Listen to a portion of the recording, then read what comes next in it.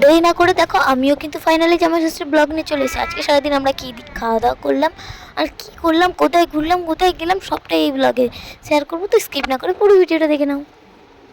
रुको जरा सबर करो। আরে আরে দাঁড়াও দাঁড়াও, একটু অপেক্ষা করো, বলবো সব বলছি, সব দেখাচ্ছি। তার আগে ইন্ট্রোটা দিয়ে নি। Hey guys, welcome back to my YouTube channel Swapna Ojha lifestyle. তো চলো আজকে ব্লগটা শুরু করা যাক। আশা করছি সবাই ভালো আছো, আমি অনেক ভালো আছি। তো চলো আজকে ব্লগটা শুরু করে। সকালবেলা আমি ঘুম থেকে উঠে স্নান টান করে নিজে সমস্ত কিছু কাজবাজ করে তো স্নান টান করে এখানে আমি একটু রেডি হয়ে নিচ্ছিলাম। তো ভালো করে ওখানে দেখা যাচ্ছিলো, ওই এভাবে করলাম। আর আমি না বেশি একটা মেকআপ করতে পছন্দ করি না, খালি একটা মানে শুধু একটু সানস্ক্রিন, ফাউন্ডেশন আর একটু ব্লাশার এইসব একটু লাগিয়ে নিলাম। দেন তারপরে রেডি হয়ে নিলাম। আমি না প্রথমে একটু মেকআপ করেছিলাম, তারপরে সেটাকে আবার মুছে আবার এইভাবে রেডি হয়েছি, কারণ বাইরে যা গরম অলরেডি আমাকে দেখতেই পাচ্ছ। আমি এমনি কিছু না করে এটা ফাউন্ডেশন, কাজল লিপস্টিক পরে এইভাবে মানে ঘেমে গেছি। তো যাক, আমাকে কেমন লাগছে কমেন্ট করে বলো। আর তোমরা কে জামাই ষষ্ঠীতে যাচ্ছ সেটা আমাকে কমেন্ট করে বলতে ভুলো না। দেন তারপর আমরা স্কুটিটা নিয়ে বেরিয়ে পড়লাম। আমি তোমাদের দাদা আর তিশানকে কিন্তু এই পরেই নিয়ে যাচ্ছি, যেহেতু বাইরে প্রচণ্ড পরিমাণে গরম পড়েছে। তো যাই হোক, আমরা বাড়ির থেকে বেরিয়ে পড়লাম আর বেরিয়েই চলে আসলাম মিষ্টির দোকানে। গাইজ, আজকের দিনে মিষ্টির দোকানে কীরকম ভিড় সেটা একমাত্র যারা যারা জামাই ষষ্ঠী দেখেছে তারা আর বলতে হবে না, মানে বুঝেই গেছে যে কী পরিমাণে লাইন দিয়ে আমাদেরকে মিষ্টি কিনতে হয়েছে। তো দেখতেই পাচ্ছ, তেমন মিষ্টি কেনা হয়ে গেছে। তারপরে চলে আসলাম ফলের দোকানে ফল কিনতে। যাই হোক, তোমাদের দাদা ফল কিনছে আর আমরা দুজন এখানে বাইরে দাঁড়িয়েছিলাম। তো তারপরে চলে আসলাম এদিকে, দেখছো আমরা হাঁটতে শুরু করে দিয়েছি বাসা মধ্যে। আর এই যে জামাই ষষ্ঠী খেতে যাচ্ছে।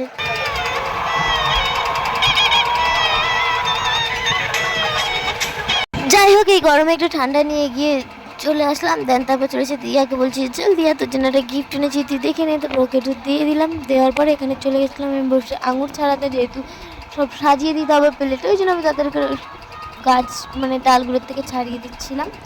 তো যাই হোক, ছাড়ানো হয়ে যাওয়ার পরে এদিকে দেখো আমার দিদি স্যালাড কেটে মানে সাজিয়ে রেখেছিলো। তো আমাকে বলছিলো এখানেই সব কিছু দিয়ে দিই।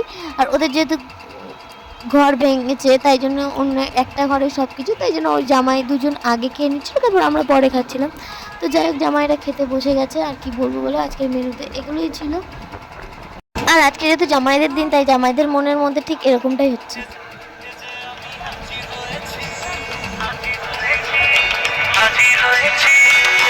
উপহার কি কি পাবো লিস্টি করেছি, জামাই সেজে আমি হাজির হয়েছি।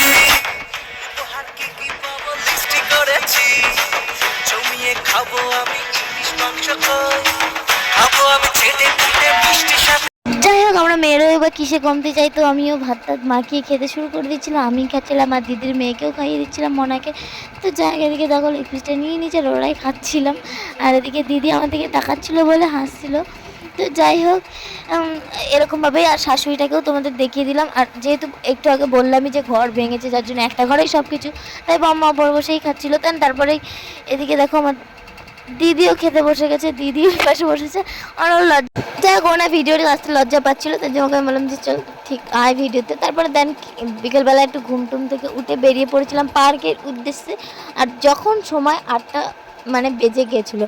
তো যাই হোক, আর এই যে যেখানে পার্কটা দেখছো তোমরা, এই পার্কটার কিন্তু উল্টো দিকেই পূজা সাহাদের বাড়ি। তো সেখানে একদিন যাবো, সেটা তোমাদের সাথে নিশ্চয়ই শেয়ার করবো।